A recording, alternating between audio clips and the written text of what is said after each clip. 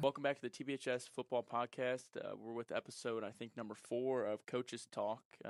Again, I'm host White Howell with Lucas Martin, our special guest again, Coach Wiggers.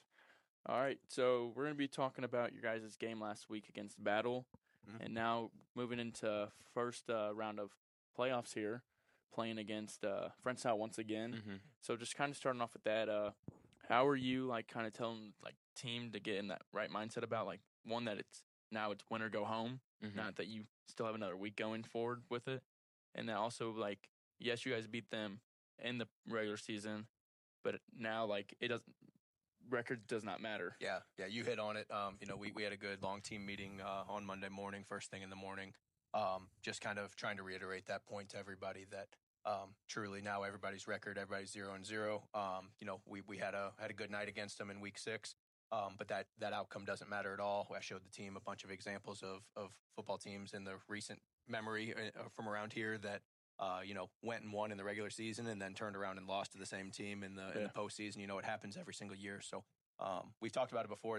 It's really, really difficult to beat a good team twice. So it's just reminding them over and over again that this is a big deal for those guys to go turn things around and get another shot at us. So we've got to be on the absolute top of our game because they're going to give us everything they have. Yeah, Lucas? How does it feel coming off that win with Battle? Is everyone's confidence up going into this week? Yeah, football is a game of momentum. It's momentum in the game, and it's also momentum in the season, right? We lost that tough game in week 7 to Zumwalt West, one that we were disappointed about, but we've been able to play a couple games and have very favorable outcomes for us over the course of the last few weeks. So, I think everybody's excited. We feel like we've cleaned some issues up, and we've kind of got things rolling and got a little bit of momentum here going into the postseason. So we talk about it all the time. We want to be playing our best football come November. So, we feel like we're really, really close to our best right now. Yes, sir.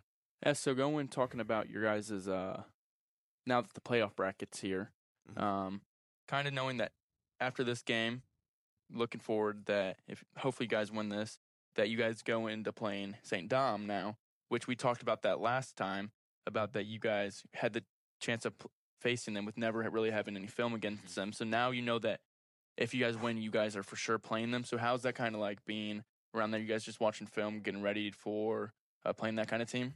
No, truthfully, we are so absolutely laser focused on this game with Francis Howell right now. Francis Howell is a conference opponent. They're a really, really good opponent. They've got talent all over the field. We are not in any way, shape, or form looking past them. We're aware of that St. Dominic would be, if we go win the game, we'll play St. Dominic next, but we're not working ahead on this one. This is one that we're putting every ounce of energy that we have into going and getting this one on Thursday. Yeah, so like you guys said with that the West game going forward, that was a tough loss. And now you guys ended up being that 4th seed there with West going over 3 of you guys. So is that kind of a little bit of a tough thing, knowing that you guys didn't get that bye this week just for the fact that you guys lost that game with West? Is it something that we're excited about? No, not necessarily. But right now, there's nothing we can do about it, right? We talk about it with the guys all the time, control what you can control. Right. We can't control what happened on that night against Zumwalt West anymore. Now, if we win a few games and have the opportunity to have another crack at them, we can control that, right? We can control how we go out and perform on that night. So, we're worried about controlling what we can control, using it as a little bit of motivation, as a little bit of fuel. We feel like we've got every opportunity to go potentially be a district champion from the 4 seed, which doesn't happen very often, So we feel like we've got a little bit of a chip on our shoulder. We want to prove to everybody that we're a lot better than the 4th team in this district. So. Yeah, so going with that, you guys, game's on Thursday, actually. But the also factor with that, you guys are out of school tomorrow. You guys don't have school Thursday. So how's that kind of with that, one, having that short week with practicing, but then also having Thursday, not having the team normal, a normal routine, not waking up already early and stuff like that. How is that going to play? Yeah, so we've, everything that we do, we have a plan for. Every year it seems like around this time of year, you're going into the postseason. We always have our fall break that falls into this time, So the plans just look a little different every single year. But with the short week, first of all, having the short week, practice is going to be a little bit longer, not too long. I'm not a long practice guy. Right. We try to be short, sweet, to the point, get everything accomplished in a short period of time. But we will be a little bit longer today just because we need to make sure we hit all of our special teams, and we need to, make sure that we accomplish everything that we normally would do in a normal week. Now we have to do it with one less day of preparation. the good thing about it is we're playing an opponent that we are familiar with. You know, Francis Howell's a team that not only have we played this year, but we play every year. You know, they're somebody that we know very, very well. So, you know, at the end of the day, they may have a couple wrinkles for us, but they are who they are. We are who we are. You know, and we're going to go determine who's going to be the better team on the field. But and then on Thursday, you know, it's a little bit of a challenge with not having school, so we're actually going to get the guys up early in the morning. We're going to bring them up here for a walkthrough at about 8:30. Do our team meal. Normally we do that on Wednesday or on Thursday nights. The night before the game, we're going to do a team meal breakfast that morning. Really, the whole point of that is to get the guys out of bed, make sure we're not staying up all night on Wednesday, make sure that we're not sleeping all day on Thursday. You know, so there's a lot of intent to the schedule and the way that we're going about things, but we're really excited about this ball game. Yeah. So, is there any are there any big players that are injured right now? I haven't really been paying attention to this team. I'm sorry. I was trying to come up with some. No, you're good. We've got we've battled the injury bug a little bit. Eli Conley's a linebacker who went out a few weeks ago. He had surgery on his thumb. He tore a ligament in his thumb. So he had a really nice junior year, but isn't going to be finishing the season with us. So we're looking forward to getting him back as a senior. Trey Lococo's a H-back running back. He's going to be out for the rest of the season as well. So you know, we've had a few guys get banged up, but one of the benefits of having a program the size of ours, we've got a lot of guys, you know, so we've got to always just have that next man up mentality. You know, even if somebody gets hurt, it's just, you know, the next guy's got to step into that role and be ready to go. And we've got a lot of guys who are ready to play varsity football, even if they hadn't gotten maybe quite as much playing time as they would like early in the season. So now they're getting opportunities. And, you know, we're counting on those guys to go take advantage of it. So, so we talked about with Trey being out last week now, but now you have Eli Conley being out. So who's filling in those spots around on that linebacker spots? Yeah, so like we talked about last week, Farmer filled in at the H-back, second tight end position last week, did a really nice job. So we're excited about him continuing to grow in that role. At the linebacker spots, we've kind of got two guys that have stepped up.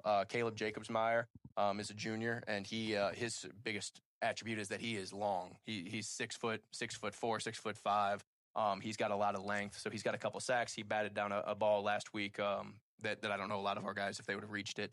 So he does a really nice job off the edge. And then Tristan Wilkie is the other one. And those two are pretty much splitting the opportunities there. They're different style players, but they're both really good players. They're both functional, very functional varsity football players, and they fit into that category, right? They're guys who are absolutely capable of playing varsity football. We just have so many guys that sometimes there's not always an opportunity. So you just got to kind of bide your time, play well on special teams, and then whenever you get the opportunity, take advantage of it. So those guys have both gotten more opportunities here lately down the stretch, and we feel like they're ready to go be impact guys for us on Thursday night and Friday nights going forward. Yeah, I was going to say, last game, Tristan Wilkie had a sack that game, but also with Caleb Jacobsmeyer, both of them had a really good game, honestly, getting pressure, not necessarily always getting back to that quarterback, but you were seeing them fly around that field and making their presence known, you know, with Caleb deflecting a couple passes that were thrown by him, and then Tristan getting those tackle and the sack and stuff like that. And so knowing that even though Eli was out, but then you had those two step up, you know, how was that, you know, just knowing the fact that you have that strong role still with depth in your linebackers? Oh, it's awesome, you know, and it's not just a linebacker thing. Like I said, it's a program-wide mentality that we've got. We've got a lot of good football players, and we just, you know, control what we can control. We can't control that we've had some injuries, but we certainly can control having the next guys up be ready. And it's really good to see out of those guys, you know, for both this year and our team's success going right now, but also those guys are juniors, and they're very much so, you know, in our thoughts as guys that are going to be big-time role players for us going into their senior year. So getting some meaningful, you know, intense playing time and experience right now is going to be really good for their development and momentum, like we talked about earlier, momentum going into their senior season. So love those guys, excited about seeing them play on Thursday and, you know, hopefully a few Friday nights past this. Right. Yeah, so speaking of Friday nights past this, with your seniors, you know, you guys have a big group of seniors this year. So what's kind of that either mentality that you're telling them, or kind of motto that you're letting them know that now it's not, oh, we still have next week to go win.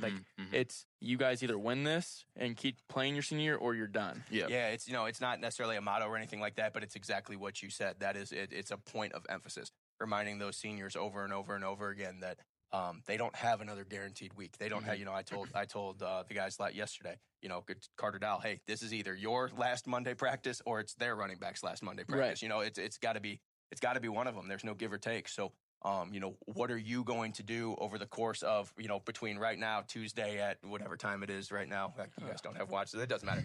For Tuesday right now, and Thursday night at 6:30, whenever we play that game, what are you going to do to either close the gap or further the gap, widen the gap, whatever it is? What are you going to do that's going to set yourself apart from Francis Howell? And I'm sure they've got the same mentality down there. They run a good program. They've got a good football team. So we've got nothing but respect for those guys.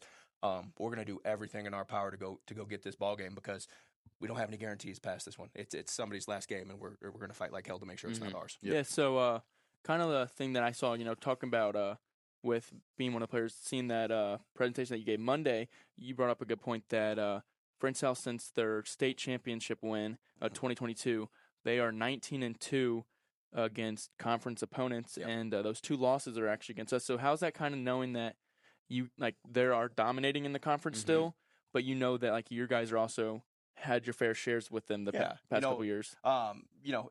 I wanted to make sure that our guys understand, yes, we did win the game week 6, but this is a good, talented opponent, a team that certainly, if we come out and lay an egg, they're gonna give us trouble. So, I wanted to make sure that point's really clear. But if another team's going to look at our record against conference opponents over the course of the last few years, they would find a very similar number. Right. We've had a lot of success. They've had a lot of success.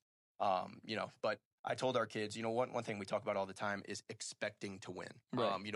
Our guys always, every time, it's one of my favorite things about, since I've been here at Troy, before I was the head coach, when I was just an assistant, it felt like day one I walked in here, and our kids, every time they step foot on the field, they expect to win the football game. Regardless of if we do or not. We have the expectation of winning, the confidence that we are going to be able to go out and win. And I think that's a big thing. If you go out and you don't have that confidence, and you think, just waiting for something to go wrong, it usually will. I've been a part of teams like that before I got here to Troy. So having the expectation to win is huge. But what I emphasized with the guys yesterday is we do expect to win, but we don't expect to win this game because we won in week 6. Right. We expect to win the game because of the way that we work, because of the way that we execute, because of the way that we prepare. That's why we have the expectation to win, not because we're going to just walk out there and we've already beat them once, so we're going to do it again. So those are things that we've emphasized with the guys, and hopefully it's sunk in, and that they understand the message and understand what we need to do to go get this one. Yeah, so you guys are actually, you have Howell this time. You guys played them, like you said, week 6, but now you guys play them for playoffs. But you guys actually have them at home this year for playoffs. So how's that, having that atmosphere of the hometown kind of thing, just with Troy having such a big fan base, so that you can see it going each game. It's a great experience, great atmosphere, great crowds always into it and stuff like that. So how's that? Is that more of a motivator having them at home?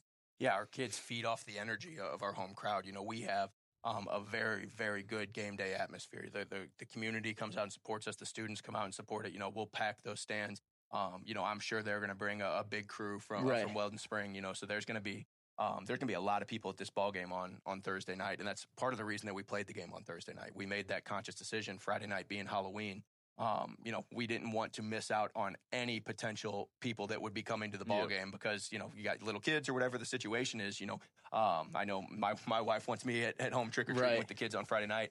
But we wanted to make sure that everybody has no reason to not be at this ball game on Thursday night. We've got a tremendous, I don't know if it's necessarily called a home field advantage, but we've got a tremendous home atmosphere. And I think it's a big-time benefit to be playing at home in this ball game, and our kids will feed off of it. Yeah, so... Lucas, do you have anything with? No, I don't have anything. Just okay. I would say that we pretty much summed everything over about this weekend, last week, and stuff like that. But once again, you guys, game is Thursday at 6:30, and for any students or anything like that, the theme was costumes. Some come and pack the stands, and I know we'd like to see you guys out there. I know you'd love to see the stands packed again. And once again, I'm White Howe with Lucas Martin, and again. Coach Wiggers. Hey, we'll see you guys on Thursday night. Thank you. Thank you, guys. Thank you.